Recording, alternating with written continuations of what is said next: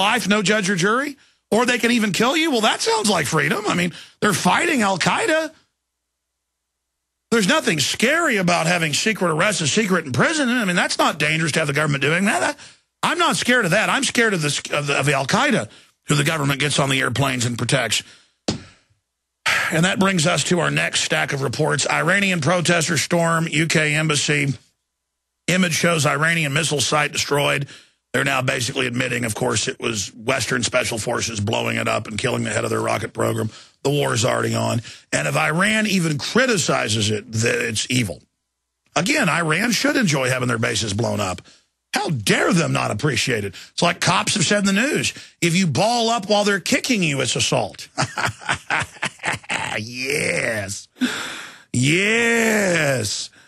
If you don't take all the vaccines and die of cancer, you're evil. You're assaulting others by spreading disease, even though they don't protect you with the vaccines anyways. It goes on. Bon voyage. 600 Libyans already fighting in Syria. All admitted. Libyan repeat. France and Al-Qaeda assist Free Syria Army in Turkey. It's all over the news. London Telegraph, you name it. But there's a new baby incubator story. Of course, it was fake that they were throwing babies out of incubators in 91, or 1990, but it's a good story. And the yellow cake and WMDs were all lies, but so what? So what? And it was a lie about what Gaddafi was doing, but so what? Syrian troops have killed more than 250 children, UN finds. Oh, they're very concerned about the children at the UN. And it just goes on and on and on. Al-Qaeda-linked group claims responsibility for Katyusha fire against Israel. That means Israel or the CIA or British intel did this. So see, Israel's under attack too. Oh, yes, the war's real. Oh, got to take your rights. Totally ridiculous. Iranian protesters. Okay, we're going to go to Webster Tarpley, and then your phone calls 30 minutes after that, the first 30 minutes of the next hour. And somebody who's been a bit hawkish and has a lot of insider sources, did work for government agencies and things. Jerome Corsi is going to be joining us. Talk about Iran, but I wanted to go to Webster Tarpley of Tarpley.net, fresh back from the front lines of Damascus, you name it, in Syria. And he was there. The public says it's Western forces shooting and sniping just everybody just to create a cutout, kind of like Occupy Wall Street, of just a cutout of there's people dying. And he's back, and a lot of this is being confirmed in mainstream news, but the stuff we saw a month ago where the Al-Qaeda forces ran up the Al-Qaeda flag in all the major cities and had signs saying, Syria, here we come. But our media is actually saying that we've got to attack Syria because they like Al-Qaeda. Of course, Al-Qaeda is actually attacking them, but it doesn't matter with the American people. Just say Al-Qaeda. You could walk up to the average American and say, I'm going to take your car. I'm fighting Al-Qaeda. They'd say, here's my car. I'm going to beat your kid's head in with a baseball bat. I'm fighting Al-Qaeda. They'd say, baseball bat, please, let me help you. I'm going to gang rape your wife fighting Al-Qaeda. Well, certainly. Are there 100 of you? Would you like to blow her head off in the process? You're fighting Al-Qaeda? They're like, yes, we'd like to. Oh, good, fight Al-Qaeda then. We now go to historian, doctor of history, and also he's an economist and author on Obama, who wrote the unauthorized biography on our lordship. Webster Tarpley, fresh back from Damascus there in D.C., or I guess you're in Maryland today. Tarpley, tell us what you've seen.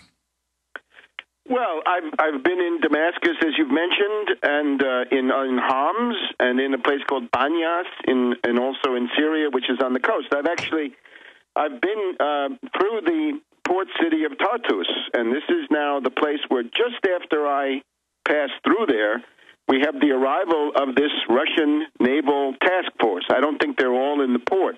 The port of Tartus has been expanded and upgraded with some rather important, additions to the facilities over the last couple of years. And the information I have, one report comes from General Michel Aoun, the head of the Christians of Lebanon. I think a figure like de Gaulle, the savior of Lebanon. He told me a week ago, the Saturday morning, that the Russian fleet had actually arrived, and I got this confirmed from a Russian journalist, a woman working in Damascus. And it's a fleet that's composed of the Admiral Kuznetsov, which is an aircraft carrier, or at least a helicopter carrier, maybe a through-deck cruiser, might be a term. Yeah, it's like a troop carrier helicopter. It's kind of like the Coronado, a Marine Corps ship. Right. And then we've got a heavy cruiser, the Moskva. The Moskva is a heavy-duty, heavy cruiser with missiles on board, 3 or 4 nuclear submarines. And the trick with the submarines is you don't know how many because they're underwater. If they come through the Bosphorus and the Dardanelles, if they were coming from Odessa and the Russian Black Sea Fleet, then they would have to surface as they go through the Bosphorus and the Dardanelles, because that's the Treaty of Montreux, I think, says if it's a submarine, you got to come up to the surface to go through. But according to the Russian journalist I talked to in Damascus, she said that these ships had come from Murmansk. So she said there were 3 or 4 nuclear submarines that were known, and maybe more, and I think also an anti-submarine warfare ship. So this, I think, highly significant, and I think the big thing that's hanging over all this is the tremendous, hysterical, Dr. Goebbels-style Western media blackout that this Russian fleet is there. There are even other reports that they're unloading these S-300 advanced surface-to-air missiles, the kind of thing that Gaddafi wanted, didn't get in time, the kind that Iran has asked for, and they still haven't gotten them, at least in the numbers they wanted, as far as we know. Anyway, that these are now being delivered to Syria. So this means that there's a whole new dimension of Russian support for Syria. 2 weeks ago, this past weekend, we also had the visit of the Russian Orthodox Patriarch, Cyril. So he's Patriarch Cyril of the Russian Orthodox Church, the top religious authority of the Russian Federation, at least of the Christians, and he came there to Damascus to meet with the Grand Mufti of Damascus, who is a very interesting figure in his own right. I recommend you look him up. So the idea is that you've got a pattern, and you've also got now Foreign Minister Lavrov of Russia is saying we want you to stop with these ultimatums to Syria, stop with this stuff. He's responding to a French madman, Alain Juppé. The Foreign Minister of France says it's time to cut humanitarian corridors into Syria and set up humanitarian. And that's a total repeat of the Libya and the humanitarian love bombs. But you were there. We weren't able to get a hold of you after you were first on there in the sniper areas.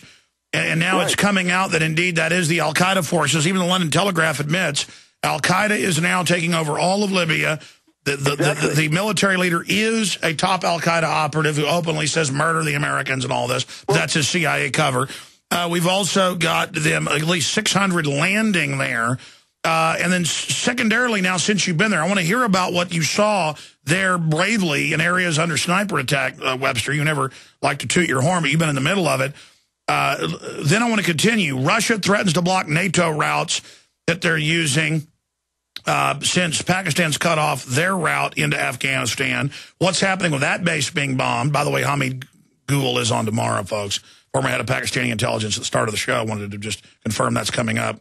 Also, Webster, we now have these huge explosions all over Iran, blowing up a lot of their missile facilities, killing their top commanders. Now the media is basically admitting the West is running operations there. The Iranians have hit the British embassy. I mean, clearly things are escalating right now. Yes, I think you could say the Anglo-American mad dog imperialists are running amok. They are in a manic, hysterical war psychosis, a flight forward.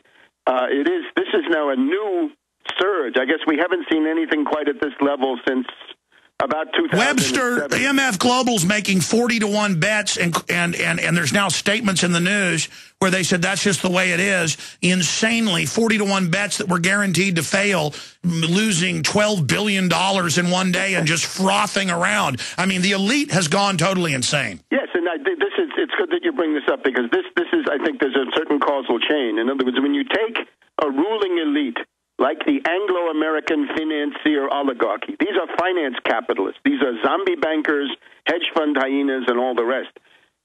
They go nuts. They go bonkers when their derivative structures and their debt structures, their collateralized debt obligations and structured investment vehicles, when those go into negative leverage, into reverse leverage, and they start pyramiding astronomical, unbelievable losses at the top of these pyramids that they create, they go nuts, and they say, increase the rate of primitive accumulation, of looting, of sacking, of pillaging, of robbing, exploiting the world.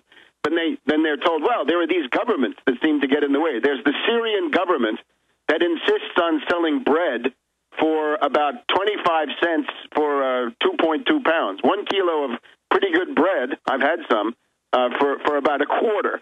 And they say, that's impossible. We want that to cost $25 for that kind of bread, so we can send the money to Wall Street in the City of London. So all of these governments are in the way. And this has been the story of the whole Arab Spring.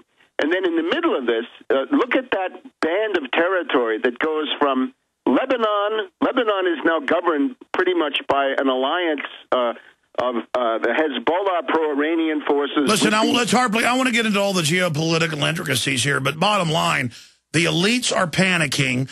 They're all going to go to jail unless they start World War III. And they're announcing they're going to arrest citizens for no reason and put us in FEMA camps. That's in the news. And it's just a frothing. They're like flopping around at the cocktail party, insane. But they're the boss, so that's just the way it is. But now, in the middle of all this, you've got to pick the one point when you have opposition forces, as we do, that are weak and disorganized and confused. There's got to be a clear trumpet. In other words, what do you do under these circumstances? What's the one point where activity, where a political assault, a political attack, can actually have some importance? Finance capital is the enemy. Wall Street is the enemy.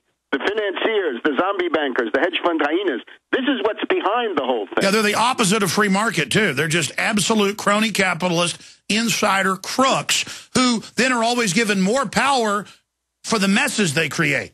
Yeah, they talk free market, but what they actually carry on is the fascist corporate state on the Mussolini model. And again, the Syrian case is highly interesting. Yeah, so bottom line, you were there, the sniper attacks, all that stuff's coming out, it's staged. Are they going to have the nerve to start the love bombing, the kinetic love, and will all the trendies dance around and be happy? Look, a lot depends on Russia. I would say just about everything depends on Russia right now. As Gideon Wells, the Secretary of the Navy, said in 1863 and 1864, God bless the Russians. Thank God for Putin under these circumstances. Thank God he's making a comeback, because if we had Medvedev with full power, the bombing of Syria and the civil war in Syria would already be going on. Notice that one of the things that's changing is the U.S. is leaving Iraq. That is, the large numbers of forces are departing. And what that conjures up then is a belt of territory that goes from Lebanon to Syria, across the Shiite parts of Iraq, and into Iran. That's basically going to be one continuous belt, and they're opposed to the U.S. and the British, right? They don't like the imperialists for whatever reasons, and there are many reasons, and a lot of them are good reasons. So the idea now is if Iraq is falling away from U.S. control, and you can see it, right? The Iraqis refused to vote the sanctions against Syria at the Arab League. They joined with Lebanon, Algeria, and Iraq, said, no, we will not take part in the economic warfare against Syria. It means that whole thing is meaningless. Yeah, because they've already enjoyed decades of mass starvation and loving sanctions and love bombs. Privatized and everything. So the idea now is they wanted, the whole idea was to attack Syria, so you'd isolate Hezbollah, you'd destroy the only ally that Iran had other than Iraq. But now that doesn't, it seems not to be working. So I would just caution everybody, right? The Anglo-Americans are as mad as hatters. They're as mad as